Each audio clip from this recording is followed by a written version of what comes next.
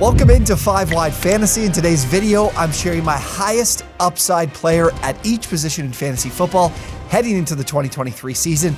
It is so exciting to be here getting into our fantasy football content for the upcoming season. If you guys enjoy the video, if you're looking to win fantasy championships in 2023, be sure to subscribe to the channel, like the video if you enjoyed, and comment down below some players you guys think have the highest upside. I'll be answering some of your comments in future videos, so be sure to comment down below with any questions or any players you want to hear about. And as well, today's video is sponsored by Peace Collective. I'm wearing their gear right now. If you guys are looking to shop for some of your favorite items on your favorite teams, awesome retro gear here from Peace Collective. So go check out their website. If you use promo code OwnersBox10, you get 10% off anything there in the store. I'll be looking for some of my Chargers gear for my team heading into the season, but love some of the stuff they have. We've all got crew necks, some t-shirts, sweaters, whatever you're looking for, you can find it over there at Peace Collective. So go check that out. That link as well will be down below in the description as well in the comments. Let's get to our first player. We'll start at the running back position, a player I think is being significantly overlooked and definitely I think has the highest upside amongst all running backs in fantasy football right now when you look at his current ADP and what he could potentially do, and that is Samaje Perine of the Denver Broncos. He's currently going as the running back 37. He's going in the 9th round of drafts right now. Of course, it's very early. This ADP doesn't mean a goddamn thing until we get to like 3-4 weeks from the season. I remember I did do a draft in late July. That was because I think a lot of guys were busy in the summertime just before I headed out to university. But I mean, now I'm pretty much exclusively drafting in like the second week, in the lead up to the first week of the season or the week prior. I just wouldn't take the risk with things injury wise. And this is of course a backfield you'll get a very good idea of once we get closer to the season. And that's why I think he has tons of upside here. Javonte Williams had the ACL tear last season. Now, that wasn't your typical ACL tear. There was multiple ligaments that were torn here. He tore his LCL as well. We saw a similar situation here with J.K. Dobbins heading into the season. And I'm going to try to find the tweet or find the piece of information. I swear this guy told us, draft me. I'm going to be ready for week 1. And he was not at all ready for week 1.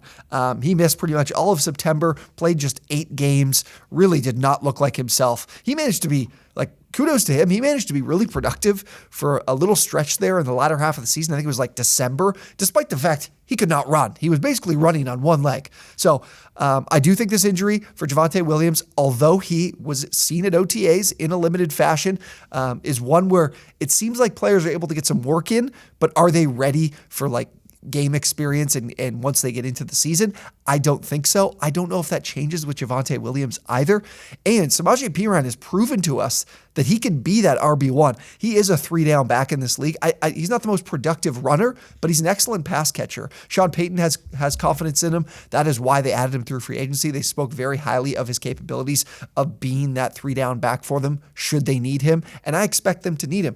He was the RB1 for the Bengals last year from weeks 11 to 13. That resulted in an RB4 fantasy finish throughout that stretch. So in this offense under Sean Payton, I definitely think he could do that same kind of thing, especially if we're looking at him in a role where Javonte Williams isn't available. If you look, I'm looking at my numbers here. So with Payton's arrival in Denver, here's where his top running back finished in receptions and fantasy finish. Okay, I'll try to get these on the screen for you guys as well. We'll go through each year for receptions.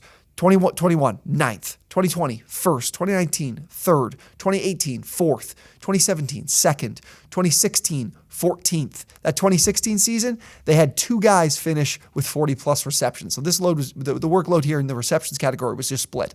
2015, 8th, and 2014, 7th. So all top 10 except for one season, and these guys both had 40-plus receptions. So still a really good number. Fantasy finish, though. That's what we care about here. 2021 was obviously Peyton's last season as a head coach in New Orleans. It was RB8, RB1, RB12, RB4, RB3, RB9, RB12, and then 2014 was an RB15 finish. So only one of those seasons was outside of the top 12 as an RB1. And in that season, Mark Ingram missed a few games and finished 9th in fantasy points per game. So from a fantasy points per game perspective, he was still a top 12 back. So for me, I think even if Williams misses time, I think this team really likes P. Ryan, and ultimately, if Williams is available, he is not going to be 100%. There's going to be a split here. There's great upside for P. Ryan as a pass catcher that I think can, at the very least, is going to return on that RB 37 ADP right now. But I think more likely is Williams is not available for the start of the season, and you're going to get immediate value from P. Ryan. He's definitely not going to be at RB 37 with that being the case in terms of ADP, but as of right now, just an absolute must-draft guy for me. Next up, moving to the wide receiver position. Again, we're looking at upside. It doesn't necessarily mean I have to draft this guy, but just I'm looking for upside and guys that can far outperform what their current ADP is. And for me at the wide receiver position, it is Kadarius Toney. He is the wide receiver 38 going in the early 8th round right now of mock drafts. I do believe Sleeper actually updated their ADP just at the end of last week, right after I did that mock draft. So looking forward to seeing how things move here. But for Toney, I mean, the talent is just absolutely undeniable. Despite playing such a small portion of last season, he was 17th amongst wide receivers in yards per route run. Here's the crazier part in my mind. He forced 7 missed tackles on just 23 receptions. If you could make a guess here on how many missed tackles Tyreek Hill forced on 126 receptions, it is only 12 compared to Toney's 7 on 23 receptions. This guy is a tackle breaker. He is a guy you get the ball to who can create separation, of course, as a route runner, but more, guys, he makes people miss to a degree that not many players can in this league. If he is available, if he can play, he is going to be a superstar in this league. I have no faith in him being able to stay on the field, though. Absolutely none. He never played more than 50% of snaps in a game last season. He was able to do so a couple of times for the Giants the year prior, but I mean, that directly led to him not being able to be on the field. I remember he had, I think, I saw he ran 24 routes, had 12 targets, and then the next game played like 5 snaps and was hurt. He can't handle a significant workload. That's a big reason why he isn't on the field for nearly that amount of snaps. But I feel like this is a guy that's just too good for his own body. He is so twitchy, such a quick twitch guy, a guy that can make people miss at such a high degree, but he can't handle what his body is capable of. And then you look at this Chiefs offense, we see McCole Hardman exit. He was the wide receiver 31 in fantasy points per game, missed a good amount of time. And Juju Smith-Schuster is also out. He was the wide receiver 29 overall, wasn't a great fantasy producer in a points per game standpoint, but was available quite a bit. Both these guys were bottom 25 in average depth of target. I thought that was interesting. When you look at Toney's ADOT was just 3.5 yards. Only Laviska Shenault and Brandon Powell had a lower average depth of target of players with more than 20 targets on the season. I think that's exactly the role we're looking at for Kadarius Toney in this offense, is a guy to get the ball to quickly and be able to create yards after the catch. That is what this guy does. And the talent competing around him, I think, is very underwhelming. You look at Marquez Valdes-Scantling. He's been in the league for a number of years now. He, in my mind, will never be able to be a top dog in any offense. Then we have Sky Moore, who was pretty underwhelming, wasn't able to carve out a role for himself last season, was obviously a factor in the Super Bowl. Can he elevate his game and get to that level? I don't think he's as talented as Kadarius Toney. Am I going out of my way to draft Kadarius Toney? Quite frankly, I don't think so. I love his talent. He's a freak of nature, but I also think he's such a freak of nature that he cannot stay on the field. So returning at this ADP is going to be tough, but I definitely think there are going to be at least a handful of games that Toney is, in that top 15 area on a week basis. Honestly, he's capable of being in the top 12 easily, but certainly has the capabilities of vastly outperforming his ADP in this Chiefs offense. Moving to the tight end position, I'm looking at Dalton Schultz. If you guys are following us or you're not following us on the 5-Wide TikTok, he's someone I talked about. Be sure to follow us there. But he is the tight end 11. He's currently going at the back end of the 8th round, early 9th round. I'm very sure that there is no one with a better opportunity to outperform their draft capital at the tight end position than Dalton Schultz. TJ Hawkinson is a player that obviously steps into an offense with the Vikings for a full season now, less Adam Thielen, and now introducing a rookie in Jordan Addison. But he's the tight end 3. So outperforming his ADP, the best he can do is finish as the tight end 1. And then we have a guy like Darren Waller. I think there's some questions as to where this offense is at and how it can take a step forward with Daniel Jones. I think there's certainly opportunity for Waller to outperform his ADP. Dalton Kincaid, I think there's some competition at the tight end spot. It's always difficult for rookies to make an impact right away at the tight end position. So those are some other guys that were on my mind, but I ultimately am not going with. So he was the tight end 11 last season. He was the tight end 3 in 2021, so we know he's capable of that kind of production at this position. He's posted 85 plus targets now in three straight seasons, including, I believe, 100 plus targets in 2021 when he finished as the tight end 3. I know he can demand volume. I also know he's an important and reliable red zone target. He was 6th last season and 3rd in 2021 red zone targets. This is a guy that you do want to go to in those scoring areas and has proven to be productive with an 8 touchdown season back in 2021 as well. So what's missing? Obviously, we have the production, we have the target volume, we have that guy in the red zone that's proven he can be a reliable target. Well, he ranked 38th amongst tight ends last year in yards after the catch. That has been a struggle for him in that Dallas Cowboys offense. And now we get him in a role here in Houston, coached by D'Amico Ryans, but more importantly, the offensive coordinator, Bobby Slowick, coming from that 49ers scheme, that Kyle Shanahan scheme, which is built for helping players create yards after the catch. We've seen George Kittle do that. He's a very, very talented player, probably more talented than Dalton Schultz. We also see Deebo Samuel and Jalen Waddle, 2 guys that were coached in that Shanahan tree, were 1st and 3rd in yards after the catch per reception last season. I think Schultz has all the makings of being able to be a number 1 option in this offense in Houston and also improve upon, taking those 2 things he's done really well and then adding this to his repertoire because of that scheme, what this coaching staff can do for him to take him to the next level. And then we have an offense here and a receiving corps that really lacks talent. Robert Woods is in his age 31 season, and he's coming off that ACL injury, not last season, the year prior.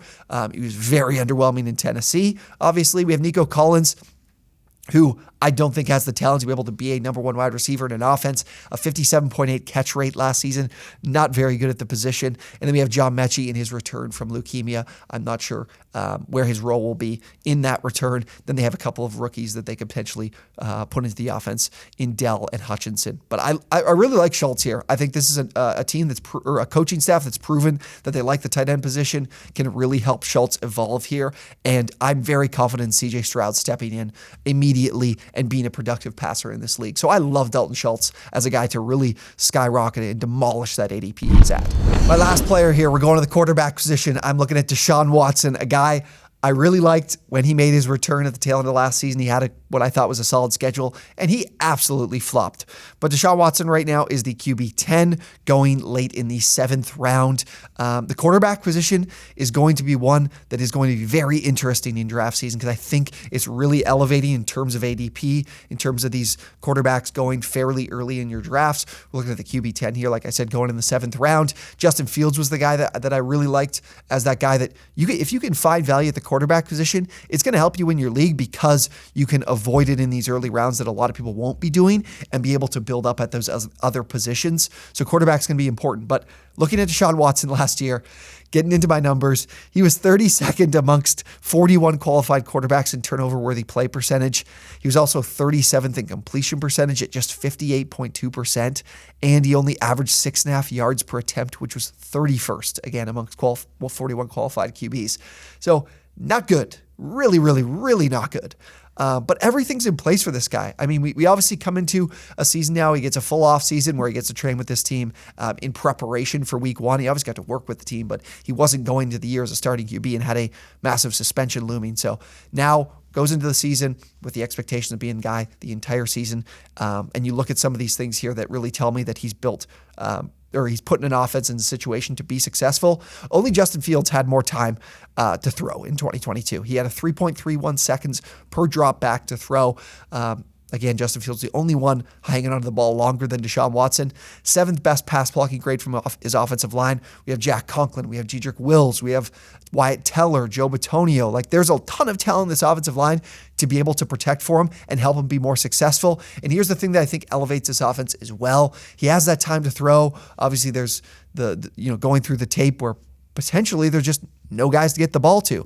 And I love the addition of Elijah Moore here. This is a very talented player who I think has a ton of ability to be able to create separation, help create explosive plays. Now to run with Amari Cooper and Donovan Peoples-Jones. I like putting Donovan Peoples-Jones more in that wide receiver 3 role. I think that fits him way, way better. And you look back at, the last full season that Deshaun Watson played in Houston in 2020. This was a top 3 quarterback in the league. He's only 27 years old. This is his prime of his career. And you look at those 2020 stats, and they're absolutely off the charts insane. He had a 70.2% completion percentage, which was 4th at the position. His turnover-worthy play rate was just 2%. He led the league in passing yards, okay? So he took care of the ball.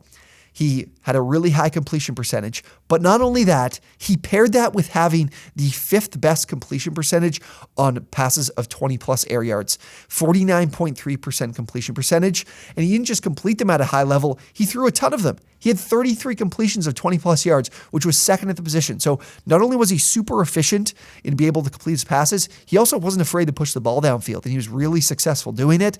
We build out a little bit of a better offense here. Of course, we still have David Njoku at the tight end spot, who I like. This team, I really think, is set to have a huge year. And I think, obviously, with the contract Watson had, they are all in on this guy. I really like the bounce back for him, and I think there's some really good value here. I have him much higher in my rankings, not a crazy degree higher. Like, I think he's my QB6, QB7. You guys would have seen it there on that full card we shared with you. But I really like Watson heading into the year. And there's just so much here in terms of track record that tells me he can get back on track with arguably a better offense. We're missing like a DeAndre Hopkins, but I mean, he was productive when Hopkins was gone in 2022. I guess Hopkins was still there, but he was still great with less pass protection. We got a better one here. So I love Watson heading into the season. All right, those are my 4 highest upside players, one at each position for you guys. Again, if you enjoyed the video, be sure to drop a like, subscribe to the channel as well if you enjoyed. And of course, go check out Peace Collective. That link is down below in the bio. Can't wait to get my Chargers gear as well. But for sure, go check that out. Links not the bio, links in the description, and as well in the pinned comments. OwnersBox 10 gets you 10% off. Thank you guys so much for watching, and we will see you on the next one.